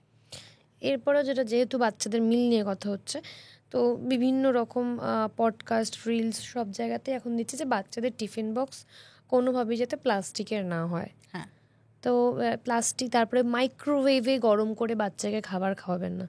না, মাইক্রোওভেনে গরম করা নিয়ে করে সমস্যা নেই। মাইক্রোওভেনে যে রেডিয়েশন প্রসেসটাতে খাবারটা গরম হয়, মানে খাবারের ভেতরে যে ওয়াটার পার্টিকেলগুলো থাকে না, সেই পার্টিকেলগুলো মাইক্রোওভেনের রেডিয়েশনে ওই পার্টিকেলগুলো গরম হয়, যার ফলে খাবারটা গরম হয়ে যায়। সেটা কিন্তু রেডিয়েশনটাকে ধরে রাখে না, বা রেডিয়েশনটা আমি কনজিউম করছি না। মানে মাইক্রোওভেনের গরম খাবার খেলে ক্যান্সার হয় না? কেন হতে যাবে, একদমই হয় না। ভীষণ বলছে যে ক্যান্সার একদমই হয় না, আগে মাইক্রোওভেন বাড়ি থেকে বের করুন। একদমই না। কিন্তু মাইক্রোওভেন যদি ড্যামেজ থাকে, রেডিয়েশনটা যদি বাইরে বেরিয়ে আসছে, ড্যামেজ যে মাইক্রোওভেন থাকে, যেগুলো হয়তো দরজা অনেকটা ফাঁকা হয়ে যাচ্ছে, মানে কিছুটা হলেও ফাঁকা থাকছে, ড্যামেজ থাকছে, রেডিয়েশন বাইরে আসছে, সেগুলোর জন্য সমস্যাজনক। ওই গরম করা খাওয়ার কোনো মতো দোষ নেই, কোনো কিছু সমস্যা নেই। বা মাইক্রোওভেনে যে কোনো ভাপা রান্না বা যে কোনো কিছু, কোনো সমস্যা নেই, ওই সেম প্রসিডিওরই হচ্ছে, কোনো সমস্যা নেই তাতে রান্নাতেও কোনো সমস্যা নেই।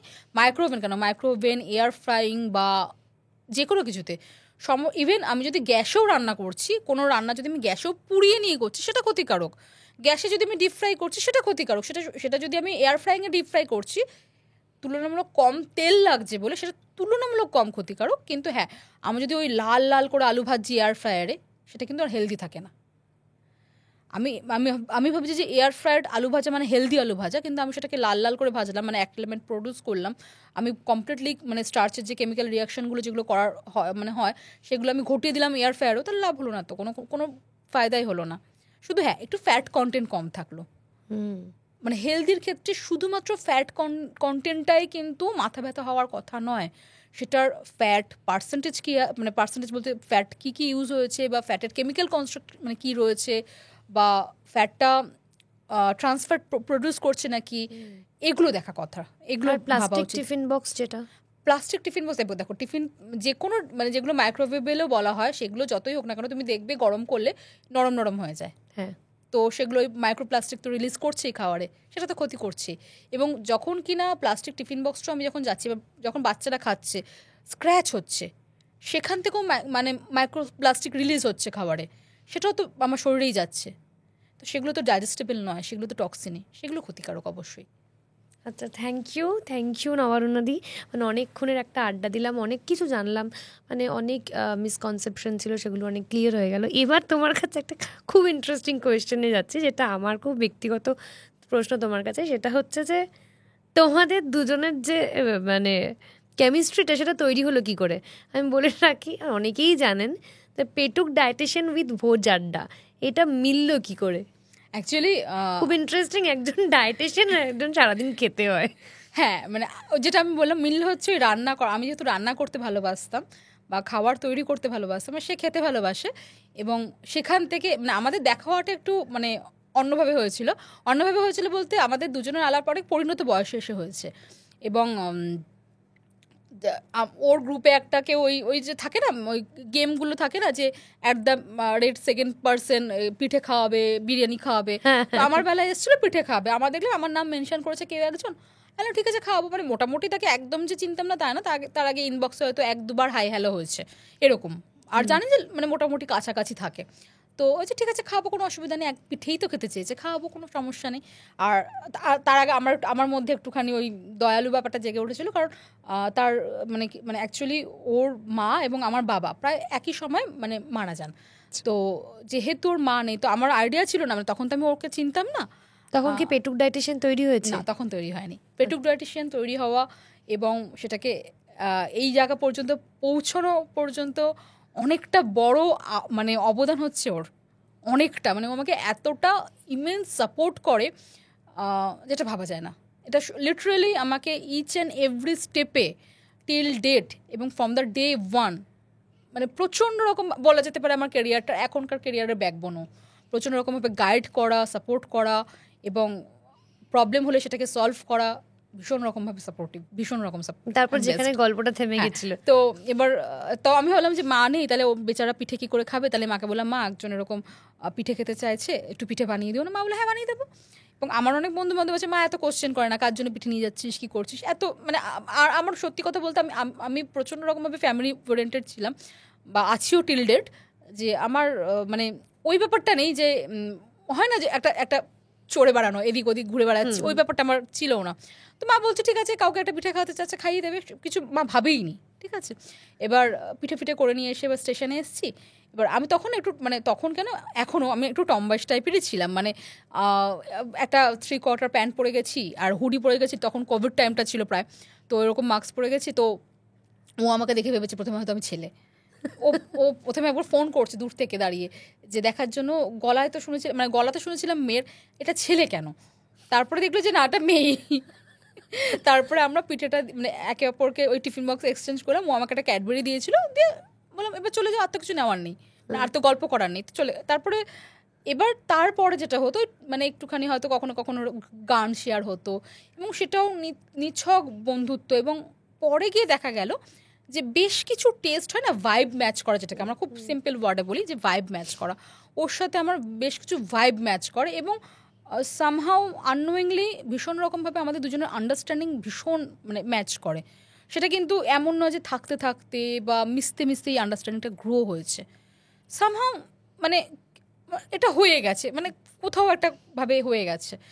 তো এরকমভাবে আলাপ মানে এগোতে এগোতে এগোতে এগোতে মানে আমরা কিন্তু বিয়ের আগে মানে বিয়ের পর্যন্ত আমরা কিন্তু কেউ কাউকে অফিসিয়ালি প্রপোজ করিনি, যে মানে ব্যাপারটা হয়ে মানে হয়ে go গেছে, with the মানে flow, হ্যাঁ ফ্লো মানে হয়ে এখনো গেছে। পর্যন্ত টিল ডেট আমার মনে পড়ে না বিশ্ব আমাকে কখনো বলেছে যে আমি তোকে ভালোবাসি বা আই লাভ ইউ, এরকম টাইপের কিছু হয়নি। ভ্যালেন্টাইন্স ডে সেলিব্রেট করা বা ইভেন যেহেতু ফুড ব্লগার আমরা কোনোদিন কোথাও কিন্তু রেস্টুরেন্টও খেতে যাইনি, কোনো তোমরা রেস্টুরেন্টে কোনো খেতে যাইনি রেস্টুরেন্টে খেতে যাওনি না, এখন আমরা অবধি? কোনো রেস্টুরেন্টে মানে খেতে ব্লগ যাইনি, ছাড়া? মানে ব্লগে তো আমি বিয়ের পরে গেছি, হ্যাঁ হ্যাঁ মানে রেস্টুরেন্টে খেতে, মানে অ্যাকচুয়ালি ওর সাথে আমার ফার্স্ট যদি রেস্টুরেন্ট ডেট বলা হয় তাহলে ওই রেস দা বারে ওর একটা ইভেন্ট হয়েছিল, সেখানে আমি গেছিলাম, সেটা আমার ফার্স্ট ডেট রেস্টুরেন্টের বিয়ের পরে। বাবা। আমরা কোনোদিন কোনো রেস্টুরেন্টে খেতে যাইনি, মানে ওর যখনও সময় পেতো বা আমিও তো সময় খুব একটা পেতাম না, তো যখন সময় পেতো হয়তো আমার বাড়িতে আসলো, তো আমি কিছুটা রান্না করতাম, সেই রান্নাটাই ও খেতো, এইটাই। মানে কোনো রেস্টুরেন্ট ফুড বা বাইরে গিয়ে খাওয়া বা ইভেন আমাদের যে দেখা হওয়া বা ঘন্টার পর ঘন্টা কথা হওয়া, এগুলো কোনো কিছুই হয়নি, কারণ ও কাজে ব্যস্ত আমি সেটা বুঝতাম, আমিও কাজে ব্যস্ত ও সেটা বুঝতো। তো এই যে আন্ডারস্ট্যান্ডিংটা বা ভাইবটা ম্যাচ করেছে, এবং হ্যাঁ ডেফিনেটলি একটা ট্রাস্টের ব্যাপার থাকে না, দেখবে রিলেশনশিপে একটা ভীষণ রকমভাবে মানে লয়াল, মানে আমার কাছে তো অবশ্যই ম্যাটার করে, আমার কাছে ভীষণ রকম ম্যাটার করে যে আমার পার্টনারকে লয়াল হতে হবে। তো এই জিনিসটা, এই ট্রান্সপারেন্সিটা ওর মধ্যেও ছিল এবং ও দেখেছে যে আমার মধ্যেও আছে, যে আমি মানে 5 জনকে নিয়ে ভাববো না কখনোই, মানে আমার একদম পাখির চোখও ওরও পাখির চোখ আমি, এরকম মানে এই যেহেতু এই সবগুলো জিনিসগুলো ম্যাচ করেছিল তার জন্য জিনিসটা এগিয়ে গেছে। সত্যি মানে কি সুন্দর একটা কম্বিনেশন, ভোজ আড্ডা উইথ পেটুক ডায়েটিশিয়ান, মানে দারুণ একটা কম্বিনেশন। এবার তোমরা যখন মানে ধরো দাদা যখন বাইরে ব্লগ করছে তখন প্রচুর খাওয়া দাওয়ার, তখন কি তুমি সাথেই থাকো? সবসময় থাকি না, কারণ সবসময় আমারও বেশ কিছু কাজ থাকে, সবসময় যাওয়া সম্ভব হয় না, কিন্তু যখন যখন মানে যাই লিটারেলি মানে ওই খাবারগুলো দেখাটাও এক্সস্টিং, মানে এতগুলো খাবার যেটা দূর থেকে দেখতে মনে হয় খুব ভালো লাগছে, বাট খাবারগুলো সত্যি মানে মানে ওই খাবারটা দেখা বা ওকে ওরকমভাবে খেতে দেখাটা, যেটা ওকে মানে প্রত্যেকটা কনজিউমশন করতে হয়, বাইট নিতে হয়, সেটাও ওর জন্য ভীষণ রকমভাবে কষ্টজনক, পেনফুল লিটারেলি। মানে তখন না খাবারের প্রতি আর ভালোবাসাটা থাকে না, মানে খেতে হচ্ছে তাই খাওয়া বা এরকম। হ্যাঁ ও কিন্তু প্রচণ্ড ভালোবেসে খায়, মানে ওকে যদি নিম বেগুনও দেওয়া হয় সেটাও চেটেপুটে খায়, ওকে যদি পেঁপে সদ্য দেওয়া হয় সেটাও চেটেপুটে খায়, মানে ওর খাওয়ার নিয়ে কোনো বাছবিচার নেই, সেখানে তো তোমার হাতে ফ্লেভারটা থাকে। না এরকম নয়, ওর বাবাও কিন্তু ভীষণ ভালো রান্না করতে পারে, মানে যেটা আমি জানতাম না, যার জন্য আমি দয়াবতী হয়ে পিঠে দিতে গেছিলাম, পরে আমি জানলাম যে মানে ওর বাবা মানে আমি কাকু ডাকি, তো সে কিন্তু পাটিসাপটা থেকে শুরু করে দুধ পুলি, রসমালাই, মালপোয়া একা হাতে সব কড়াইকে কড়াই নামিয়ে দেবে, এবং এখনো পর্যন্ত ওনার হাতের মাটন যে খেয়েছে তার অন্য কোনো জায়গার মাটন ভাল লাগবে না। বাপরে, সেই জন্যই হয়তো ভোজ আড্ডা তৈরি হয়েছে, মানে ছোট থেকেই এই বিষয়টা মানে যখন কাকু মাটন রান্না করে তখন আমিও ভাবি না মাটন একটু 2 পিস খেতে হবে, কিছু করার নেই। থ্যাংক ইউ নবারুণাদি, থ্যাংক ইউ সো মাচ আমার এই পডকাস্টে আসার জন্য। তোমার কেমন লাগলো বলো? আমারও ভীষণ ভালো লেগেছে, একটা কনস্ট্রাকটিভ আলোচনা হয়েছে, এবং সত্যি মানুষজনের এগুলো জানা উচিত যে যে সব থেকে বড় কথা আমি সবাইকে বলবো যে একটা ট্রেন্ড আসছে না, রিল ট্রেন্ড আসছে বা কোনো কিছু ভাইরাল হচ্ছে, সেটাকে পুরোপুরি বিশ্বাস না করে একটু পেছনে সায়েন্টিফিক, সেটা যদি আমিও বলে থাকি এমন কিছু, আমি বলবো যদি কোনো প্রফেশনালও কেউ কিছু বলছে তো সেটার কিছু না কিছু সায়েন্টিফিক রিজন বা প্রবাবিলিটি বা কিছু বোঝা উচিত বা জানা উচিত, নিজেদের একটু বোঝা উচিত বা জানা উচিত, একটু প্র্যাকটিক্যাল নলেজ যেটা আছে সেটাও আমাদের অ্যাপ্লাই করা উচিত। নিউট্রিশন নিয়ে একটা বেসিক নলেজ আমার মনে হয় প্রত্যেকেরই এখন থাকা উচিত, মানে আছেও, সবারই কম বেশি আছে, মানে আমাদের মারা যেরকম জানে যে এটা আমাদের জন্য ভালো, এই শাক পাতাটা ভালো, বা যেরকম যেরকম বলো না যদি কারো জন্ডিস হয়েছে, মারা তো জানে যে তাদেরকে হালকা পাতলা খাবার দিতে হবে, তেল ছাড়া খাবার দিতে হবে, সজনে ডাঁটা ইজ ভালো ফর ইমিউনিটি, যার জন্য এই সিজন চেঞ্জের সময় বা নিম বেগুন দেওয়া হয়। তো এইসব বেসিক কনসেপ্ট আমাদের আছে যেগুলো আমাদের ইমিউনিটি বুস্ট করে বা আমাদের ভালো রাখতে সাহায্য করে। কিন্তু এই যে এটা ভালো না, ওটা ভালো না, এটা বিষ, ওটা ক্যান্সার করতে পারে একেবারে রেস্ট্রিকশন, হ্যাঁ এই জিনিসগুলোকে কমপ্লিটলি ব্লাইন্ডলি যে কোনো কিছু বা এটা ভালো খাওয়া, এই যে ধরো চিয়া সিড বা বাদাম বা বিভিন্ন সিডস, ইভেন পাম্পকিন সিড, কিছু কিছু ক্ষেত্রে হয়তো সেটা তাদের জন্য ক্ষতিকারক। চিয়া সিড যাদের অ্যাকিউট কনস্টিপেশন হয় বা যাদের মানে প্রবলেম আছে তাদের জন্য চিয়া সিড অনেক সময় সেটাকে আরও বেশি বাড়াতে পারে, সেটা তাদের জন্য উপকারী নয়। তো এই যে প্রত্যেকটা জিনিসকে ব্লাইন্ডলি অ্যাকসেপ্ট করা বা রিজেক্ট করা, সেটার আগে তার আন্ডারলাইন যে সায়েন্টিফিক কজগুলো আছে নিজেদেরও একটু ভাবতে হবে, একটু পড়াশোনা করতে হবে, একটু বোঝা উচিত। আপনারা কি বুঝছেন? এই ভিডিওটা ভালো রাখলে অবশ্যই লাইক কমেন্ট শেয়ার করবেন। আর যারা এখনও সাবস্ক্রাইব করেননি, আমি কিন্তু এবার বকা দেবো, প্লিজ সাবস্ক্রাইব করুন, বেল বাটনটা ক্লিক করতে ভুলবেন না। আর আবার সাবস্ক্রাইব করুন পেটুক ডায়েটিশিয়ান, ঠিক আছে? আর ফেসবুকে গিয়ে লাইক বাটনটা প্রেস করতে ভুলবেন না। টকবক পডকাস্টকেও লাইক করে দিন, ফেসবুকে ইনস্টাগ্রামে ফলো করে দিন। পরের এপিসোডের জন্য অপেক্ষা করুন, ততক্ষণ স্টে টিউনড।